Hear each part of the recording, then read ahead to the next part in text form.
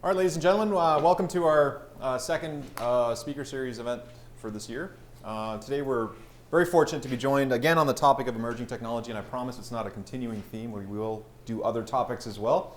But we're very fortunate to have with us today Dr. Andre Arnold, who comes to us from a really unique background. He did a bespoke PhD at Concordia University, which is one of the few PhD programs that offer this, where it's really tailored between yourself, what you want to do, and what your supervisor is willing to supervise. So it's a very tailored PhD program, which is pretty cool.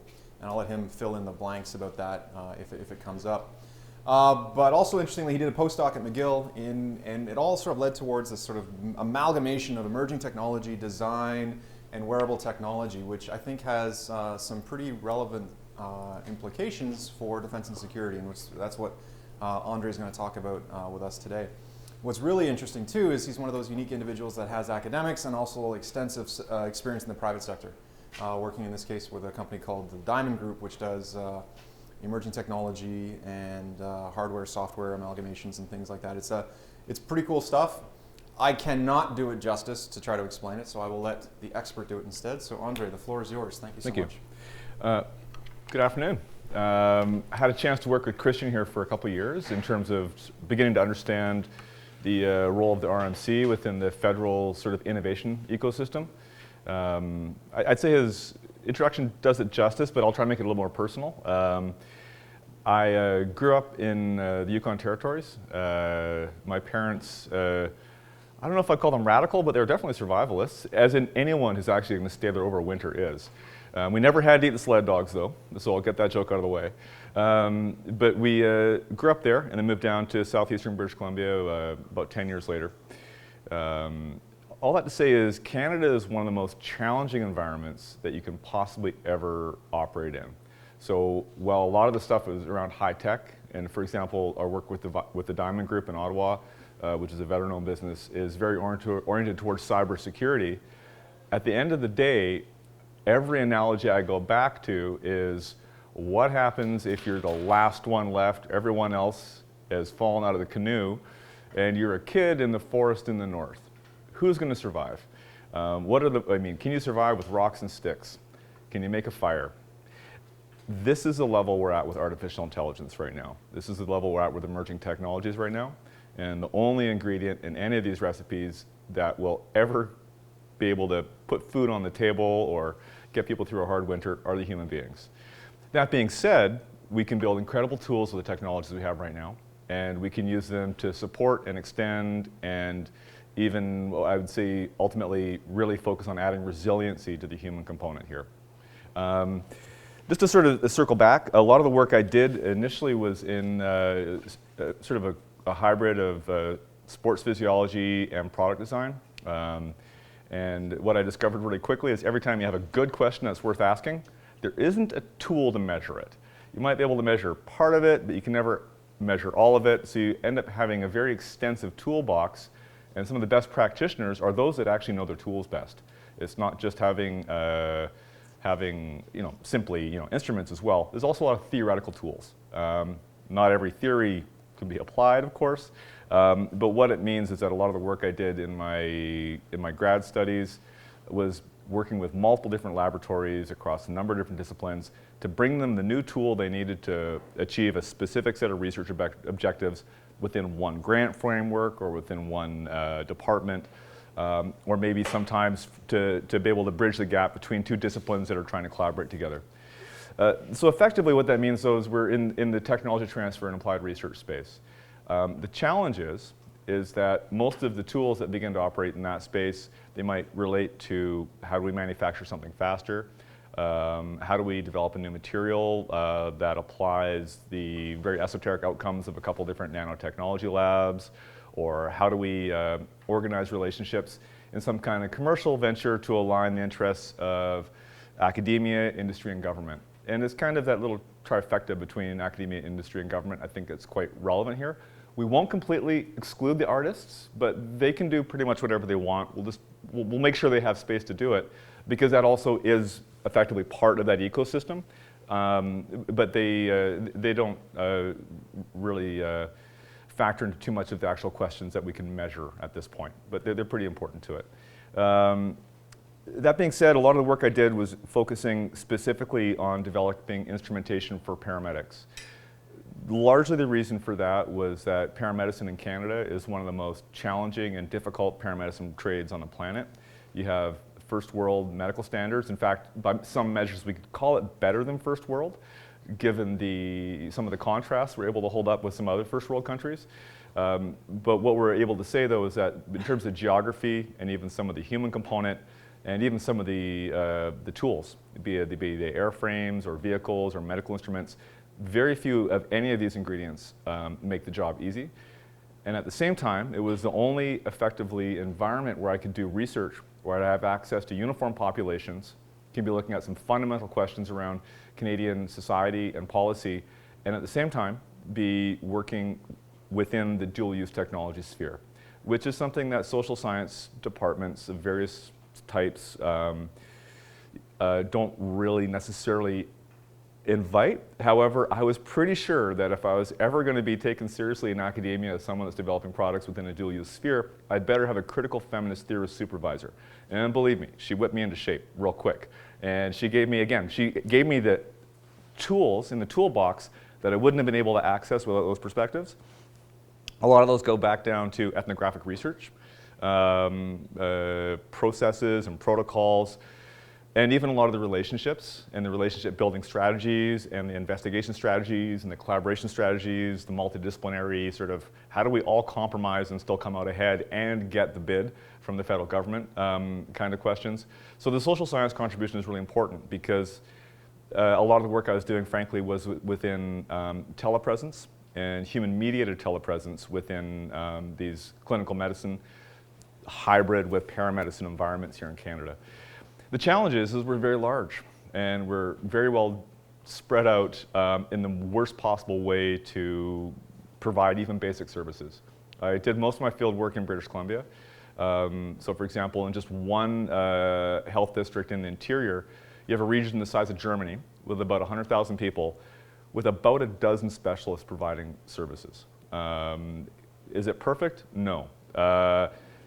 Does it lead to innovation? Absolutely. So, British Columbia and Ontario both, for example, have created incredible telehealth innovation programs. And a lot of the negotiation around that has been how do we interpret the data? How do we create business, business-centric approaches to saying that this saved money, this saved lives, and then how do we quantify all the stuff that we saved or all the procedures that were avoided? Again, this is a conversation that I'm showing as the background to the work where we are now. Because what it came down to is that at the end of the day, it's just about letting people do their job in the best possible way they can. It's not necessarily about giving them incredible cybernetic capabilities to look through walls or predict the future. A lot of time it was about just giving them the ability to turn their radio on and off when their hands weren't free, or the ability to make life-saving decisions to, for example, in infant transport medicine, where they may be in a radio void, maybe they're working asynchronously, they don't have communications, or they have communications with the wrong specialist, or or the person that is making a shift change. So the ability to have a lot of autonomy, make decisions, these aren't necessarily AI-driven decision-making scenarios, but these are decision-making scenarios where the human component needs to be quantified. People need to be held accountable for some component of what they're doing in that space, but largely you're asking them to keep doing what they were already doing. So the sunny side of that is Canada's invested very heavily in AI and technology. I think it's been a very good investment, even though we also see that in a lot of ways it's a very thin industry. There's not a lot of value added, there's not a lot of extra jobs coming on board, there's not a lot of secondary and tertiary benefits from the work in this field. But what it's meant is Canada's also been the first country to effectively tell their citizens at the end of December that AI is not coming for your job. We haven't overinvested, we've made a strategic investment. What that means though is that human component is more important than ever, because this is where all the attention was moving on the roadmaps as we approach this sudden big blip of AI interest and buzz. The human component is very important, but it's also very delicate because who has access to the information, what are you collecting, what kind of circumstances are you collecting it under, and how are you going to collect it is just as important as why you're going to collect it. All that to say, It's very nebulous. There's a huge amount of conflict. The legal implications are massive. The supply chain for any one of these products that are coming even near a human being becomes critical all of a sudden for both privacy and security reasons, but even just safety reasons.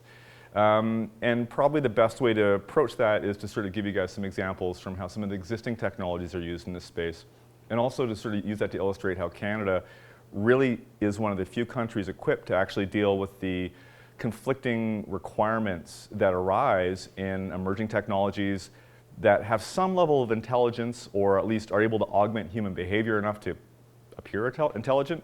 We're well equipped to deal with that, and largely through our system of governance and a lot of our focus on policy-driven solutions, we're able to pivot and adapt more quickly than a lot of other countries are that are perhaps much more litigious and would be putting a lot more investment into lawyers and insurance before they'd even be able to propose putting a product in the field, even at a level of prototype. So a good example I think I could probably share is some of the work that I was doing for a number of years. It still ties into what I do now, and largely created sort of the framework where a lot of the wearable sensors that we're looking at being able to put into uniforms, for example, or in the equipment that people in uniform are operating. Say, for example, even taken even further into the human autonomy teaming settings. A lot of the instruments for those conditions already exist. We can look at elite sport, very highly refined clinical psychology, and as well as some of the applications in the safety space. So that's really largely where medical, sport, and safety are the three major fields that exist within wearable technology. And that's an observation I'm making based on work with the Quebec government between 2007 and now. I was last on their payroll probably back in 2016, but I still go back to them every single time I have a new question. They've got a huge technology transfer network. It only works at about 51% capacity, but that's because they have the best professionals in their fields. They keep fully stocked labs. They have all these facilities, but it's a little hard to do business as soon as you get 1 foot over the provincial border. At the same time, though, it's a real engine. It's a real model. And in a lot of ways, Ontario has some resources matching that, and sort of throughout the rest of the country, in aggregate, we probably have in total resources to match the level of technology transfer there in Quebec. Going back to the sort of safety versus sport versus medical application, though, a lot of the work I did for many years, for about 7 years, with the company Thought Technology. It's a real Canadian success story. It's a clinical instrumentation manufacturer, really focusing on those three areas. And a lot of those tools that we're using are, they have all the certifications. They are cutting edge in terms of the data they produce. The challenge is that they're using 60 to 80-year-old technology. You don't need to patent that. You're not going to compete with anybody effectively by being litigious with it. There's a lot of esoteric knowledge that goes into them to be able to use those in terms of how the analog electronics involved. But that's only because people have forgotten that. It's not because it's a particularly difficult subject. It's just something that's not taught anymore. In a lot of ways, we're looking at these are technologies that were common before the introduction of digital computing, and they remain relevant. So within that space, though, we're building all kinds of modular toolboxes and toolkits for all kinds of elite sport, selling into at least 90 countries. I think they still are. And working with probably half of the Olympic teams on the planet, directly or indirectly. And then a lot of clinical psychologists, for PTSD or different kinds of TBI therapies, a whole range of mix of qualitative and quantitative research in clinical settings. You can really get some really meaningful data in real time. The thing is, as soon as you collect that data, well, is it good data? No, you have to calibrate it. So then we really get into this sort of breakdown I'll give you guys, which is even the most advanced wearable technology doesn't really do anything on its own. It might be, if you have a huge team of people behind it, you put a little sensor on somebody, all it's going to maybe do is detect something above a certain threshold. And did you set the threshold right? Did it match the humidity in the air that you factored in? And you may have calibrated it very carefully in your laboratory, but in the real world, you have a detector that may or may not work some of the time. You can go beyond that and then go from detection into mapping, where you create arrays of these detectors effectively, and you know what the baseline is. Maybe you introduce a little bit of diversity or compensate for it, and you effectively begin to map. Now, once you begin to have enough mapping and you introduce multimodality, then you can begin to sort of self-calibrate the systems, and you get into effectively measurement. That's really where we are right now with AI, with wearable tech, advanced technologies. We're really still at this measurement phase, and now we're beginning to propose that we can take this one step further, go into prediction, and then one step further into prescriptive activities with this. It's still the same tools, and the best tools for prediction and prescription particularly are still human experts who are operating these things. The ability, again, it's anecdotal, but the ability for a skilled sports psychologist to be able to come in and do a assessment of a bunch of special forces recruits. You got 50 guys, and he's going to tell you that 6 are going to make this intake. That's been done. Now, these are the sample size of those kinds of actions. Do they work? No, they're not big enough numbers to say that. But anecdotally, at least within the profession, the ability of a human being to use basic instruments to come in and predict who's going to succeed under certain conditions, that's absolutely something that can be done. Again, those are internal discussions that people share with each other, and you can't scale that up. It's all driven about relationships, driven with experts, and very specific esoteric knowledge. It's very hard to replicate. Be very hard to actually automate that as well. Not impossible. So here we have, overall though, with these product categories, this is a top-tier company, the most important sort of blue-chip psychophysiology instrumentation manufacturer in the world. Again, not to share too much. They're probably making between $5 and $7 million US on a good year. They're here in Canada. But that's built on a network that covers the whole planet. And the average age of their customer has probably gone up by 1 year every year since about 1973 when they launched the company. And I'm not entirely exaggerating. So whatever comes next is going to be really important. But what we're not going to do is lose the human being in a loop. That being said, with the wearable technology stuff, we're not going to do this alone either. These are intensely lateral relationships to be able to even build any of this. You know, a lot of the work I've done has been working in wearable technology applied research labs, both in the Quebec government and outside of it.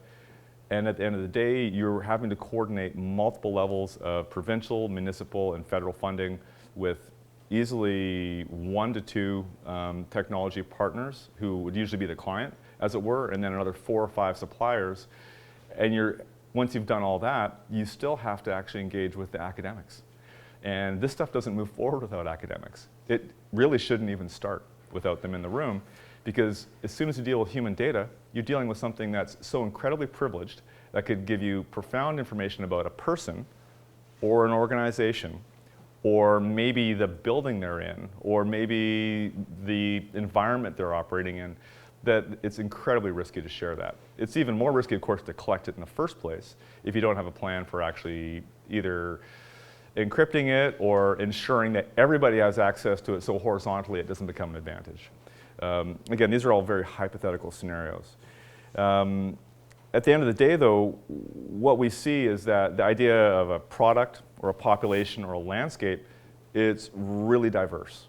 Canada has that level of diversity in terms of a huge range of all those. We've got just enough industries around the product side of it that we can start to, even though we're not like the UK or our German friends or the French, or certainly like the Americans in terms of having vastly diversified onshore capabilities to develop new technologies, what we do have is a history of being able to hit very specific targets. And interestingly, a lot of those actually have a lot to do with humans. Even we look at robotics and advanced autonomous systems, those are things that ultimately come down to how well are they controlled by human beings, how well are they audited by human beings, and how well are they built by human beings. And in most real applications, there's a huge engagement with the human in real time, or as real time as possible, in fact. So just to sort of zoom back out, and because we're in an academic setting, a quick thing to consider really around the academic continuum is any given academic can effectively engage with the subject matter. You know, I made a joke earlier with Christian, just talking about how I was perceived as a guy working in wearable technology where a large amount of the work is being done by women who, for various reasons, culturally particularly in terms of the funding that they have available to them, are basically required to sort of frame it as an aesthetic or a very diluted technical enterprise, when in fact they're oftentimes taking on very advanced technology projects in the wearable technology space. But within the academic sphere, you could be doing a diploma, an undergrad, master's, or PhD, or postdoc level work in this field and effectively apply it. It's seen through a lens of instrumentation or quantitative research, data collection, or even on the qualitative research side, being able to investigate people's responses or relationships to it. There's a lot of different channels to be able to do that there. However, as soon as you work in the wearable space, because you have data collection, because you have things that will completely change an organization's ability to operate securely or maybe operate safely in an extreme environment, there's a lot of strategic elements to the technologies themselves. So that's sort of really the central dilemma of a lot of the field, is that when you're operating within a dual-use envelope for the performance of a technology, how do you do that within an academic sphere? You're always at the intersection of academic, industrial, and government stakeholders in any research in that sphere. You got a supply chain, you got customers, you have regulators, and you have an ethics review. And if not an ethics review, you have a highly demanding supervisor that's going to be asking you to set the bar high enough that you're doing original work. And that itself is going to continuously push you into the range of considering how dual use it is. I've got a number of different points here that I think I could cover, but I think the most important thing is maybe just we can quickly skate through a couple just sort of life cycle sized examples, and then I'll have lots of room at the end for you guys to ask some questions, because I don't want to take any of this as a given that you guys have a particular interest or orientation on it, but the real thesis I want you guys to take away is that the wearable technology, it's ancient technology. It's one of the original technologies human beings created. And that's, take some reeds and wrap our baby in it. That's the kind of things that human beings do. Not that much different than our primate or rodent or feline cousins. But at the end of the day, it's effectively all very dual use. And the way we navigate this into the future, I think, also includes considering that the most advanced technologies we're working in also have that level of sort of first principles, where at the end of the day, they are human-centered. And most of the things we can do with a very advanced technology, we can oftentimes replicate with a very simple instrument or a tool or a rock. You don't need an automatic door opening system under certain conditions. If you can jam the door open with a rock for those 5 minutes to go out and then back in, for example. At the end of the day, though, I think that the life cycle questions probably are the best ones to illustrate that, because what we're looking at is not what can we do with these technologies, is why are we doing it? I look at the life cycle of someone who's in uniform. Now that's fairly common in terms of how someone who's a paramedic, how someone's maybe in the reserves, or someone planning a career in uniform. And I think it also extends pretty carefully, with very small amounts of change, into professional nurses and doctors, which are a very important topic these days as well. You look at recruitment. There's a huge range of ability to use wearable tech, for example, but any number of other kinds of instrumentation in the recruitment setting. And just for sort of an overview, in terms of this life cycle consideration, we can look at recruitment, readiness, resilience, recovery, retention, in terms of just bracketing a human being's entire professional life cycle. And that could actually even be going through a number of different careers or professions within that. The thing is we say, okay, yeah, we're going to create a wearable technology to go in and solve a specific problem at each level there. We're going to come up with a little family of 5 technologies. So maybe we got a wearable sensor. Maybe it's like a Band-Aid. Maybe it's like a bracelet. I won't talk about implants, but you can see that these things actually could be quite invasive in some conditions. That device isn't going to work. It might stick to you unless the adhesive fails. It might work unless you're driving over gravel in your truck. There's any number of conditions where it's not going to be able to operate. So then you have to look within the sort of the life cycle of that device. Well, maybe it's not just the wearable. Maybe it also has to talk to your mobile. And now you have your wearable device or multiple devices. Then you have your mobile, And now you have this little back and forth, and then wait a minute, that's not enough computing power to do anything other than basically collect data and maybe apply it. There's no processing happening. Well, can't we just send it to the cloud? No. I mean, is it secure? Are you going to send your most intimate data that's going to maybe, not this year, but next year, that data set's going to be used to predict early onset Parkinson's, and you're only 25, and you're like, you're not going to have it till you're 45, but sometimes, and even then it's just a prediction. Any level of data you're collecting off of someone right now can be used and extrapolated effectively by not necessarily just this generation of data experts looking at it as skilled human beings, but also as they train newer and develop newer algorithms, we're looking at a whole bunch of exploits that can emerge out of data we're collecting into the future. So we're looking at that, thinking about readiness then. So going just past recruitment, looking at readiness. So we have wearable sensors, collecting all kinds of physiological data. We can train people to their individualized optimum. We have mobile devices to make sure at sort of a cohort level we're able to coordinate and manage all this and collect the data in a reasonably timely fashion. It's not necessarily smart enough, and now we're having to be able to do this in a more secure and more intelligent fashion to even deal with the level of adaptation people make to these tools, let alone the actual variations in their circumstances. So now we're having to put in all kinds of embedded computing systems into every single vehicle, every single tent, every single airframe, every single building.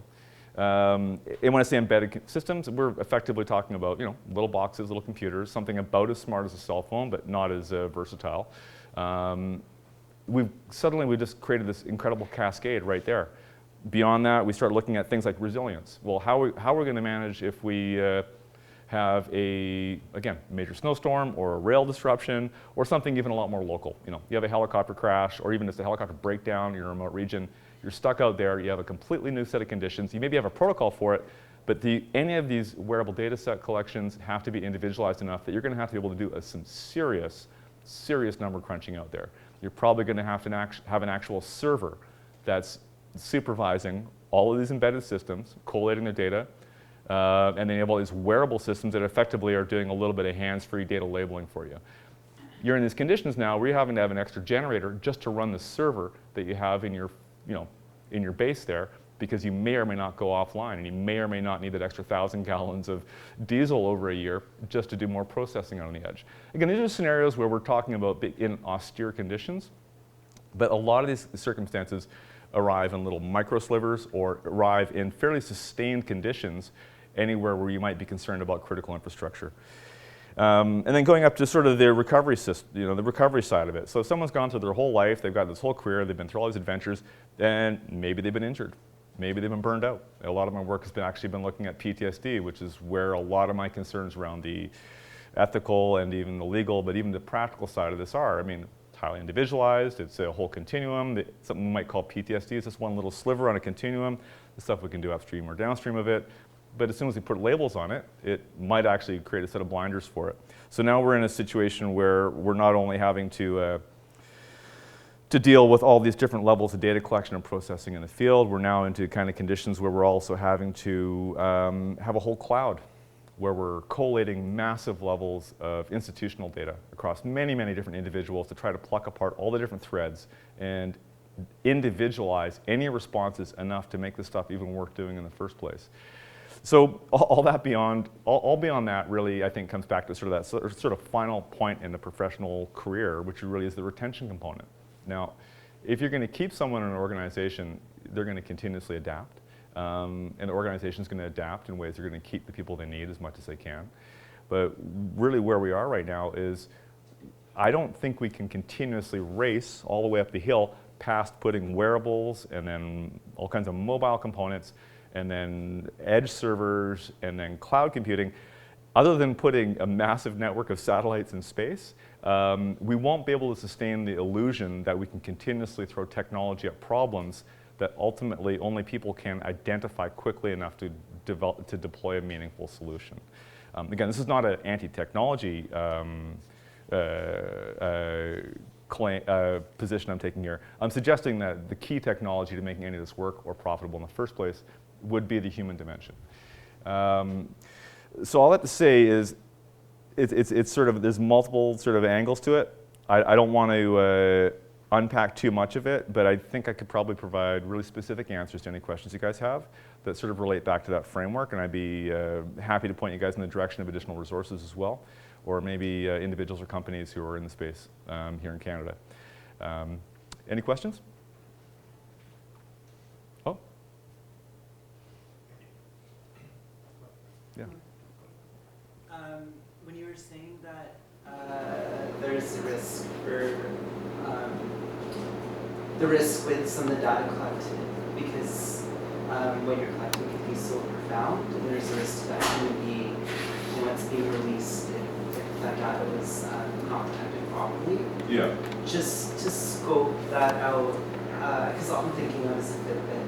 Yeah. But could you just explain like the spectrum of data that can be collected on a person? And I'm just thinking like heartbeat and like blood oxygen level, like little Yes. things. But what are there like? What's the spectrum of things that could be collected on a soldier? Or It really, the short answer is very little of the individual data sets we collect are actually that useful or that risky, at least in terms of immediately. Where it becomes challenging is when we have multimodal data and we can cross-correlate it. Now, it does not have to be a perfect match. I mean, you might have one transect of data that covers a whole bunch of points from one point in some person's life, and then you can compare it to something much later. The challenge is that there's a bunch of sort of feedback loops in there. So as soon as people know their data is being collected, for example, they will modify their behavior as individuals or as a group. So you have all these adaptation effects. That right there is one of the largest risks, just to flag that at the front, is that the interpretation of the data is where the biggest risk may lie, ultimately, in terms of people make a cost-effectiveness argument for, oh, we have to use these tools, we have to collect this data. It's like, you're describing something that is designed to fail because human beings are much more adaptable and operating very far outside the envelope of the technology that we might try to throw at this as a solution. Going back to being able to actually get effective data though, the challenge also, again, this is based on experience within the industry, any one of these devices can't really be necessarily used to hack someone or read their mind unless it's being operated by someone who is a trained professional, who has a background in, again, sports psychology being one of them. Again, these guys though, to do that, very rarely would they be able to do that off of a single point. Now, if they had access to their whole professional career, had all kinds of detailed data, and they had just a couple little points of data, good. They could maybe get something. Practically though, in terms of where we get into where artificial intelligence begins to actually be something, when I say AI, sorry, I'd rather just say software. Is that okay? Can we agree on that? Software is really only as useful as the number of modes we collect. This goes back to my observations before about the sort of the continuum from detecting a signal to mapping it out to being able to measure it. When we get into multimodal collection and we cross-correlate it, you really need, again, it's an estimation because the numbers I think honestly are higher, but sort of the low threshold is you really need about at least 5 different modes of physiological data before you can begin to effectively measure someone's baseline. Except you also need probably about 5 different modes of environmental tracking to correct for that. So you're in this continual cross-correlation and calibration process, where at the very least, you have people intermittently calibrated. Human variation is very high. So if you're going to try to put sensors in a uniform, you can do that. But the uniform that they wear, this goes back to the challenge around the definition of what a product is in this space even. The uniform they wear for training versus the uniform they wear for even the initial recruitment or selection process versus the uniform they wear for recovery after an injury versus the uniform they wear for deployment into condition A, B, or C, completely different. In fact, the guys who are going out in the field may not have anything on them at all, but they still may be sort of carrying with them, programmed into their nervous system effectively, or at least into their muscles in some cases, enough of a set of capabilities that are extended from the use of these technologies in another very controlled condition. Does that help? Yeah. So I have a couple of questions. Sure. What is your definition of dual use? I just want to be clear on. I'd say effectively if it's if I was to go with the flavor of the week or the year, I'd say probably lethality. If you have a product from the public space, public sphere that can be used to increase soldier lethality, I would effectively say that's dual use. The problem is if you got a lot of imagination and you grew up having to make all your own toys, you probably can turn just about anything into a weapon. But every good little boy knows that, here in Canada at least, in rural Canada. So dual use continues up into the supply chain though. And that's actually where the real risk lies, is that you may have a product that's like a Fitbit, for example. The challenge is if you give the wrong people access to some components in its supply chain and they're able to calibrate it in a completely different way, you may be able to, someone can then effectively figure out how to extract additional data layers or data sets out of an existing technology that's not aimed directly at increasing lethality. Again, lethality is, I know it's a buzzword, but it's, I'd say that would be a reference point. Does that help? That's fair enough. Yeah. What motivated you to specifically investigate dual use technologies as opposed to the strict sort of stay away from lethality? I grew up in a cabin. We had to build everything ourselves. Spent a lot of time worried about being eaten by grizzly bears. That would probably be the short answer. And don't get eaten by the sled dogs. And then you get eaten by mosquitoes all the time on top of that. So a lot of it, frankly, was the fact that Canada's in a really unique position. We have a very open society with a lot of freedom. I grew up in a military family, so it was pretty easy to understand, though, that all this has been earned. None of it was given. Would it be correct to assume you're on the tool side of artificial intelligence versus the intelligent agent? I think that we have little bits of silicon with electrons bouncing around. The challenge is that I don't see anything close to an intelligent agent yet. However, what I would suspect is that these tools and these data sets at the mega corporation or nation state level probably could actually deliver an agent at this point. Maybe even sometime in the last 5 years, I would suspect.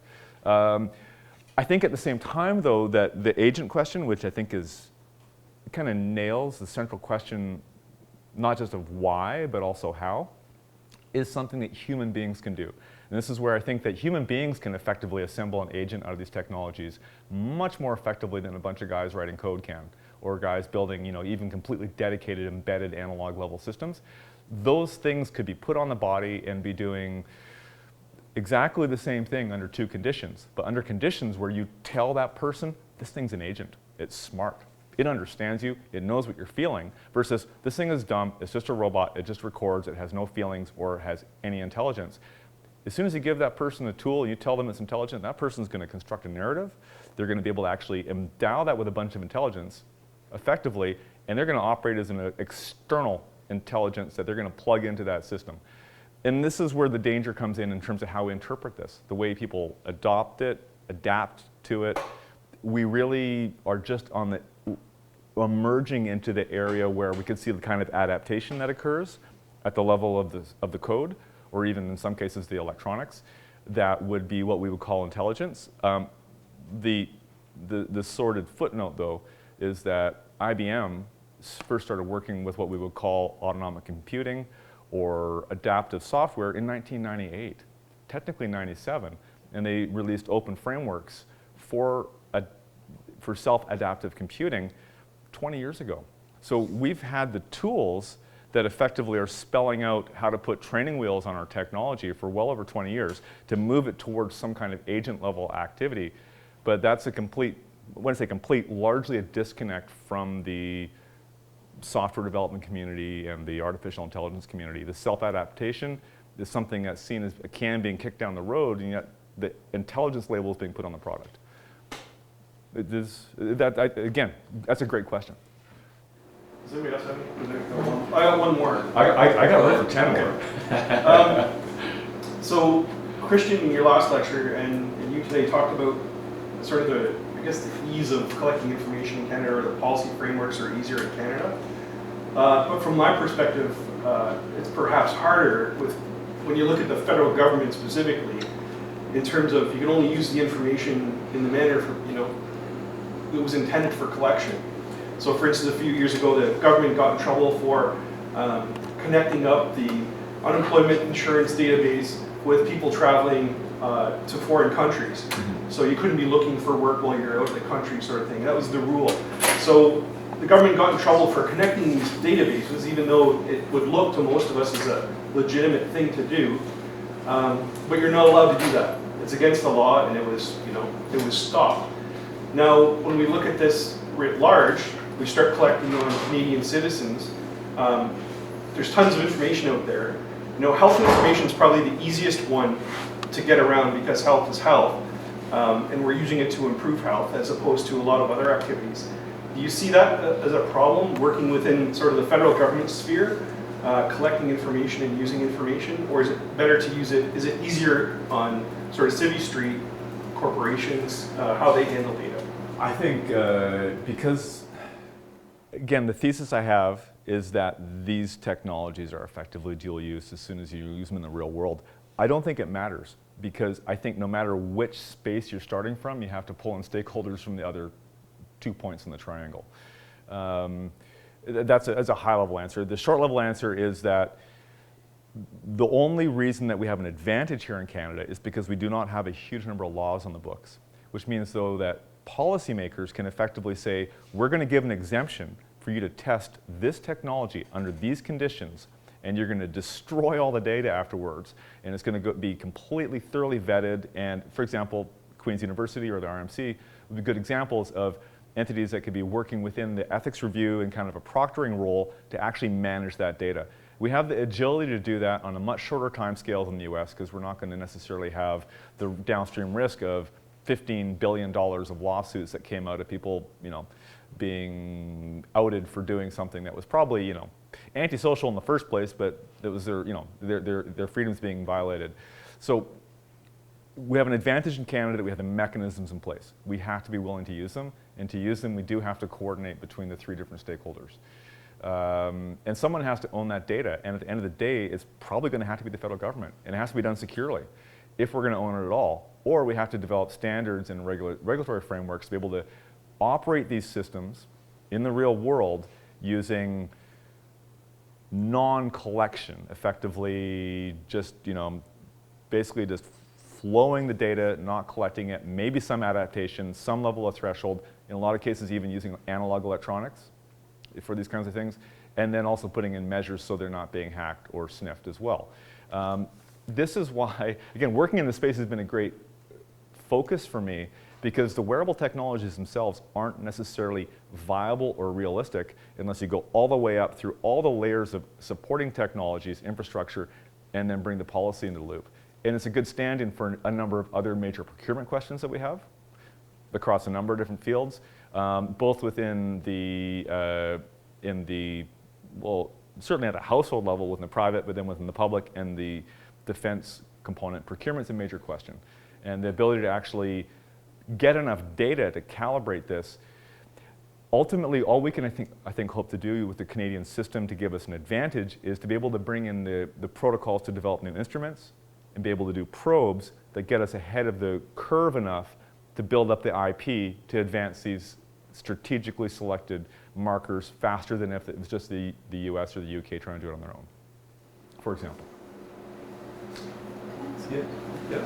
So I'm from School of Computing, and Dr. Skeleton actually told me, because I work also with wearables. Okay. I've been working with IBM Canada as well on automation. Sorry, I didn't catch your name.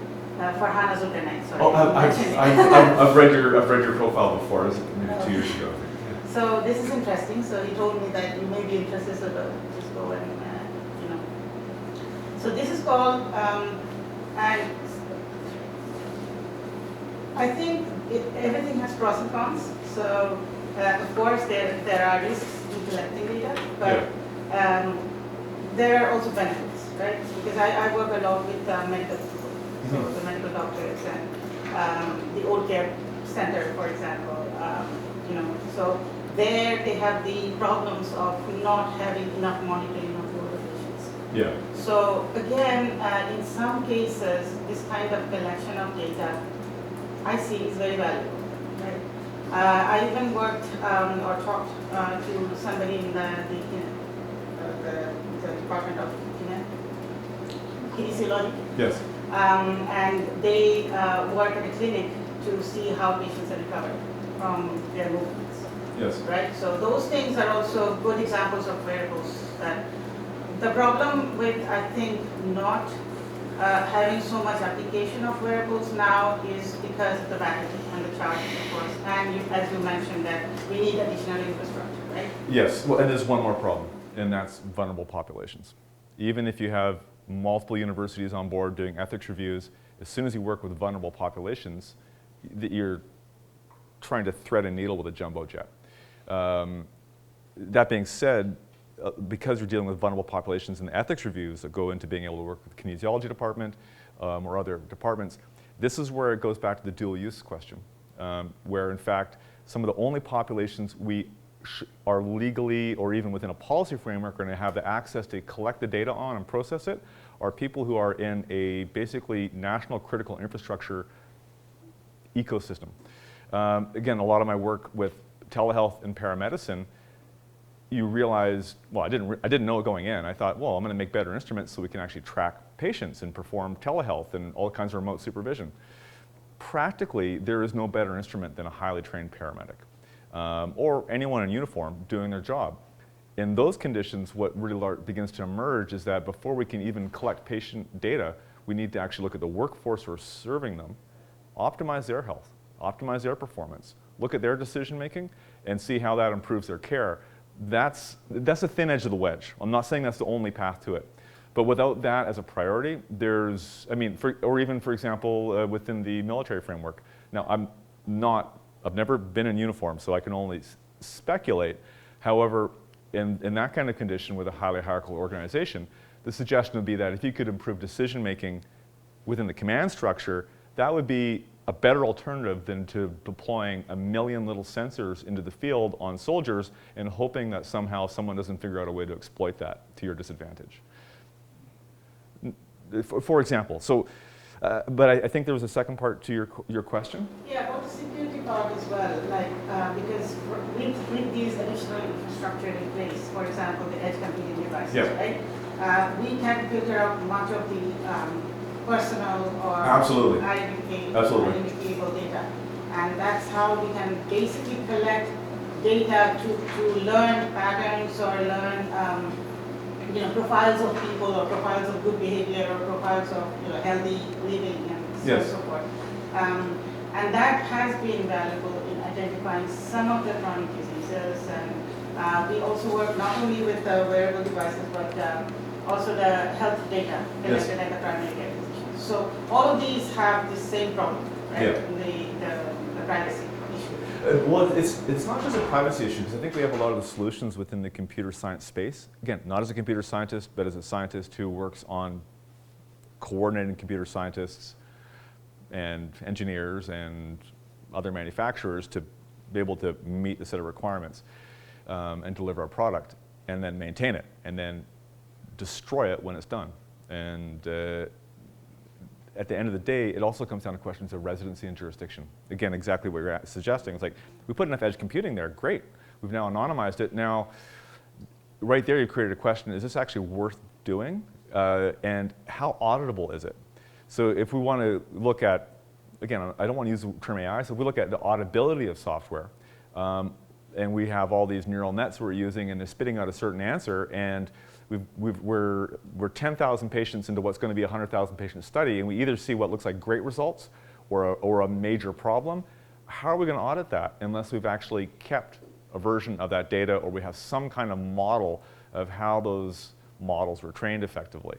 That being said, it creates the conditions in terms of some of the guys I'm working with in the trucking industry, or in some health settings, particularly trucking and logistics, where they're having to even be able to do things like basic machine vision tasks and so on. They're having to put servers into these facilities now because the edge computing devices aren't enough to even actually adapt in real time. Yeah. So we need the whole infrastructure, and that's again, that's an area where that's where Canada's been strong and Canada's been pragmatic, and Canada has been a leader in computer science for 50 years, as far as I understand. So I would love to know more about these companies that you were talking about. I personally have an interest to collaborate with them, to use some of the devices maybe. Many of them are small, and they're very specialized. And some of them are a little larger, but for the most part, it's really some of the smaller ones right now that are bringing to bringing enough pieces to the table to be able to create high-end niche products that are effectively instruments. So again, the instrumentation question is how we prime the pump on all this, and it's also how we shut down problems before they actually grow, because any one of these areas can be exploited. Yeah. Okay. Well, I think we'll wrap it up there. Thanks. Andre, thank you so much for taking the time out of your schedule to come down to Kingston and visit us and give us and share with us your thoughts on this really interesting topic. One of the things I think becomes really clear is defense policy and international and foreign policy and things like that is becoming very quickly multidisciplinary, and I think that nothing brings that closer to the front than your talk. You know, we touched on all sorts of different disciplines. We've got folks from all different backgrounds in the room here today. Sometimes you got to connect the dots yourself. Sometimes they're made explicit. All that to say, the connections here are clear to how this wearable technology is going to shape, you know, how we do business here in Canada, how we do business abroad, how we do business in uniform, and elsewhere. So, thank you so much. And what we got here is a little challenge coin. Oh. And the way these work, it's I'm supposed to shake my hand like that. It's a Okay. military thing. You Okay. take that coin. And you hang on to that now, and if ever someone from the CIDP who has a coin like that knows that you have one and they present it and you're at a bar and you don't have it on you, you owe them a drink. And so it's one of these things that we inherited from the Americans, and we now do it all the time, and anytime it's sort of for a job well done and whatnot. So that's a little memento for your time here Well, I at appreciate CIDP. that. I've always been told to stay out of bars, but you go. I will go to a bar with guys in uniform. right. I'll make that the new Cool. rule. So Yeah. thank you so much. And I'm Thank sure you. Andre will stick around if anyone has any questions for a one-on-one. I'd love to, of course. Thank you.